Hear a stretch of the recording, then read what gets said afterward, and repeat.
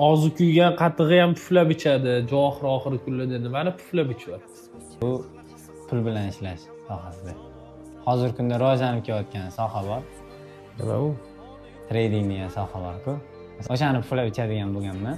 Sababi ishlaganmiz bolalar bilan ozgina. Shu ish oqibatida ancha-muncha og'aynilardan ketganmiz. Kechirgan, ya'ni qanaqa protiflar bo'lib qolganmiz. Birinchi ishlaganimda ko'p narsani bilmasdan ishlaganman, yaxshi privilga chiqib qolganmiz. Endi foydadan minus bo'lgan. Keyin уже o'rganish boshlagandan keyin odam qancha ko'p o'rgansa cho'chishni boshlaydi. Shunaqa narsa bo'ldi va hozirgi kunda hali u ishga qaytib borganim yo'q, o'shaning uchun cho'chiyapman. Nimaga qaytib bormayapsiz? Shu aytolman, privildan katta minus bo'ldi. Yana ko'p narsani o'rgandim. O'sha ko'p narsani hozirgi kunda bilaman, shu soha bo'yicha va уже qancha ko'p bilsangiz cho'chish boshlayotgansiz. Shunchalar qimmatmi, shu pulsiz zulmatmi?